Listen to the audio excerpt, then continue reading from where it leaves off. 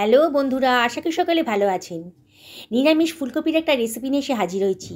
এই বিশেষ উপকরণটা যদি দেন না, তাহলে গ্যারেন্টি দিয়ে বলছি মাছ মাংস ফেলে কিন্তু এই নিরামিষ ফুলকপির রেসিপি সবাই খেতে চাইবে। এই রেসিপিটা হলে না মাছ মাংস খাওয়ার কথা মনেও আসবে না। বারে বারে সবাই কিন্তু আপনাকে এটা বানানোর জন্য রিকোয়েস্ট করবে, এতটাই টেস্টি হয়েছে। চলুন তাহলে আজকে বানিয়ে ফেলি। আমি এখানে একটা মাঝারি সাইজের ফুলকপি নিয়ে নিয়েছি।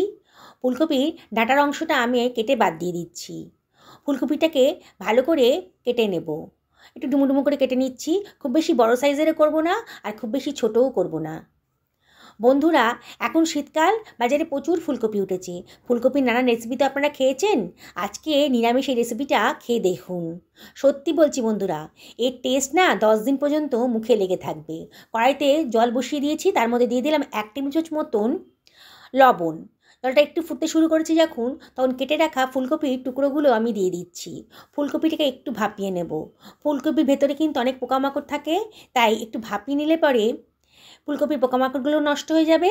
আবার এটা অম্বল গ্যাসের পক্ষেও কিন্তু বেশ ভালো। মানে একটু ভাপিয়ে নিলে রান্নাটা কিন্তু ভালোই হবে, আর রান্নাটাও তাড়াতাড়ি হয়ে যাবে। দেখুন, আমি 1 মিনিটের জন্য ঢাকা দিয়ে হাই ফ্লেমে একটু ভাপিয়ে নিয়েছি। এবার এটাকে জল ঝরাতে দিয়ে দিলাম। এবার একটা মশলাটা বানিয়ে নিচ্ছি, সেই বিশেষ মশলাটা। কতগুলো কাজু একটা মিক্সার গ্রাইন্ডারের ভেতর দিয়ে দিলাম। এবার দিয়ে দিচ্ছি 1.5 টেবিল চামচ মতো সাদা তিল, আর দিয়ে দিচ্ছি 1 টেবিল চামচ মতন পোস্তদানা। দারুণ টেস্টি হবে। এবারে এর ভেতরে আমি দিয়ে দেবো 1/4 টেবিল চামচ মতন লবণ। লবণটা দিয়ে দিলাম গ্রাইন্ডিং করতে সুবিধা হয় বলে। আর দিয়ে দিচ্ছি 1.5 টেবিল চামচ মতো গুঁড়ো দুধ।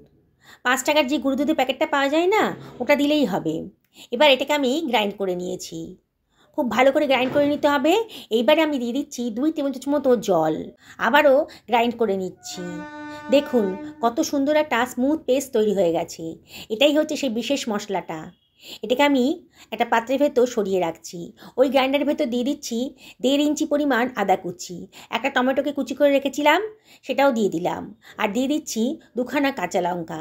দারুণ টেস্টি হবে। এবারে 1 টেবিল চামচ মতো জল দিয়ে আবারও একটা মশলার পেস্ট বানিয়ে নেব। দেখুন কত সুন্দর একটা পেস্ট তৈরি হয়ে গেছে। এবার কড়াইটা গরম করতে দিয়ে দিয়েছি। এই কড়াইয়ের ভেতরে আমি দিয়ে দিচ্ছি 2 টেবিল চামচ মতো সাদা তেল।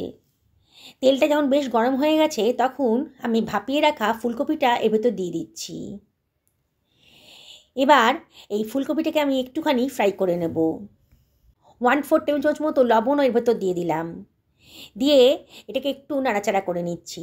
হাই ফ্লেমেই রেখেছি, অনবরত কিন্তু নাড়তে হবে। দেখুন আস্তে আস্তে কিন্তু ফুলকপির গায়ের কালারটা চেঞ্জ হয়ে যাচ্ছে, গায়ে একটা স্পট মতো এসে যাচ্ছে।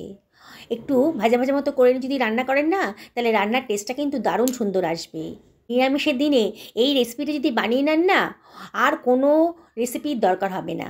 এটা দিয়েই ভাত, রুটি, পরোটা, লুচি যাই বলুন না কেন, এমনকি পোলাওয়ের সাথেও কিন্তু দারুণ জমে যাবে। অন্য কোনো রেসিপির কথা মাথাতেও আসবে না, এতটাই টেস্টি। সবাই আঙুল চেটে খাবে। দেখুন আস্তে আস্তে কিন্তু ফুলকপিটা বেশ সুন্দর করে ভাজা হয়ে গেছে। বোঝাই যাচ্ছে বেশ সুন্দর করে ভাজা হয়ে গেছে। এবার আমি এটাকে তেল থেকে তুলে অন্য একটা পাত্রের ভেতর রেখে দিচ্ছি। বন্ধুরা, রেসিপিটা যদি ভালো লাগে তাহলে লাইক, শেয়ার, কমেন্ট করতে কিন্তু ভুলবেন না। একটা লাইক আর সুন্দর সুন্দর কমেন্ট পেলে আমার ভিডিও করার উৎসাহ কিন্তু অনেক গুণ বেড়ে যায়। দেখুন কড়াইতে অনেকটাই তেল আছে এখনও, আমি আর কোনো তেল দিলাম না। এবার গোটা গরম মশলা দিয়ে দিলাম, আর দিয়ে দিচ্ছি 1/2 টেবিল চামচ মতো গোটা জিরে। আপনাদের যদি মনে হয় একটু তেল দেবেন তাহলে দিতে পারেন। তেলটা নিজের পছন্দ মতো দেবেন। এবারে মশলাটা একটু ফ্রাই করে নিয়েছি। যখন সুঘ্রাণ একটা গন্ধ বেরোতে শুরু করেছে, তখন আমি টমেটোর পেস্টটা এর ভেতর দিয়ে দিলাম।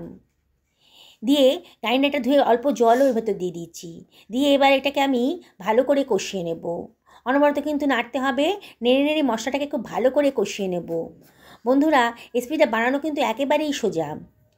একবার দেখলে কিন্তু বানিয়ে নিতে পারবেন। আর একবার যদি বানিয়ে খান না বন্ধুরা, বারে বারে বানিয়ে খেতে ইচ্ছা করবে।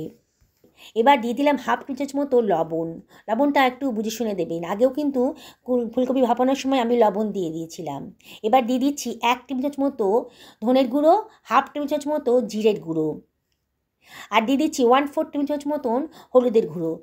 এখানে মানে এই রান্নাটাতে হলুদের গুঁড়োর পরিমাণটা একটু কমই লাগবে। আর দিয়ে দিচ্ছি 1/4 টেবিল চামচ মতো লঙ্কার গুঁড়ো। রান্নাটা খুব একটা ঝাল হবে না, তাও সব কিছু এবার ভালো করে মিশিয়ে নিলাম।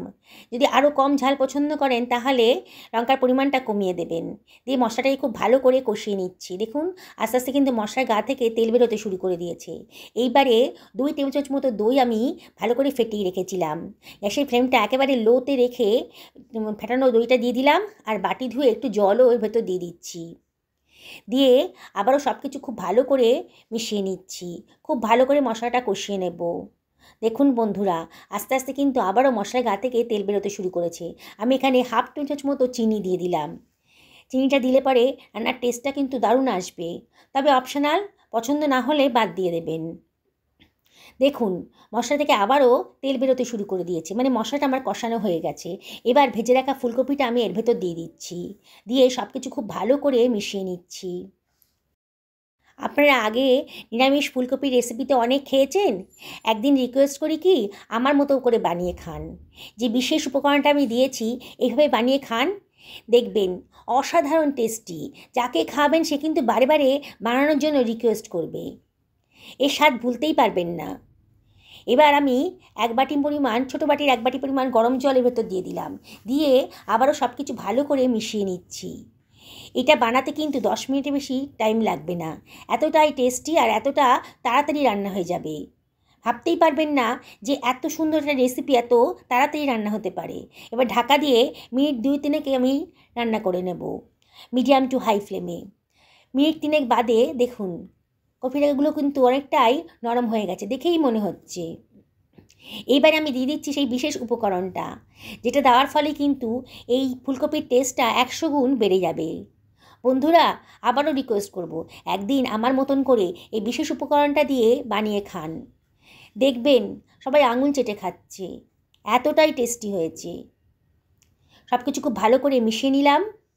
এবারে আমি দিয়ে দিচ্ছি 1/4 টেবিল চামচ মতো গরম মশলার গুঁড়ো, আর এর ভেতর আমি দিয়ে দিচ্ছি একটুখানি কসুরি মেথি, হাতে ডলে দিয়ে দিলাম। দিয়ে আবারও সব কিছু ভালো করে মিশিয়ে নেব। আর তার মধ্যে আমি দিয়ে দিচ্ছি 1 টেবিল চামচ পরিমাণ গাওয়া ঘি। ঘিটা দিলে পরে দারুণ টেস্টও আসবে আর খুব একটা সুগন্ধও বেরোবে। এত সুন্দর গন্ধ বেরোতে শুরু করেছে না বন্ধুরা, দারুণ লোভনীয় হয়েছে, দেখেই কিন্তু খেতে ইচ্ছা করবে। এই রেসিপিটা আপনারা লুচি, রুটি, পরোটা সবের সাথেই কিন্তু খেতে পারেন। পোলার সাথে কিন্তু দারুণ লাগবে। কতগুলো কাঁচা পাকা লঙ্কা দিয়ে দিলাম। যারা একটু ঝাল পছন্দ করেন তারা লঙ্কাটা দিয়ে খেতে পারবেন। মিনিট 2 এটাকে লো ফ্লেমে রান্না করে নিয়েছি। দেখুন 2 মিনিট বাদে আমার কিন্তু একেবারে রেডি হয়ে গেছে। কি দেখে বানাতে ইচ্ছে করছে তো? বাড়িতে ফুলকপি তো এখন সবারই আছে, আজকেই বানিয়ে ফেলুন না এই দারুণ স্বাদের রেসিপিটা। খেয়ে কিন্তু সবাই বলবে আগে কেন এই রেসিপিটা আপনি বানাননি, এতটাই টেস্টি হয়েছে। আমি একটা সার্ভিং প্লেটের মধ্যে এটাকে সার্ভ করে দিচ্ছি। কতটা সুন্দর দেখতে লাগছে, আর খেতে কিন্তু সত্যি বলছি অসাধারণ। যারা আমার চ্যানেলে আজকে প্রথম দিন তাদেরকে রিকোয়েস্ট করবো আমার চ্যানেলটা সাবস্ক্রাইব করার জন্যে। পাশে থাকা বেল আইকনটা অবশ্যই ক্লিক করে দেবেন, তাহলে আমার রান্নার নোটিফিকেশানটা আপনারা চটজলদি পেয়ে যাবেন। যারা ফেসবুক থেকে দেখছেন তাদেরকে রিকোয়েস্ট করব আমার পেজটা ফলো করার জন্যে। দেখুন কত সুন্দর দেখতে লাগছে, দারুণ সুন্দর গন্ধও বেরিয়ে গেছে। দেখুন আমি একটা ফুলকপি কেটে দেখাচ্ছি কতটা সফট হয়েছে। সকলে ভালো থাকুন এই কামনা করেই আজকে ভিডিওটা এখানে শেষ করলাম। নমস্কার নেবেন।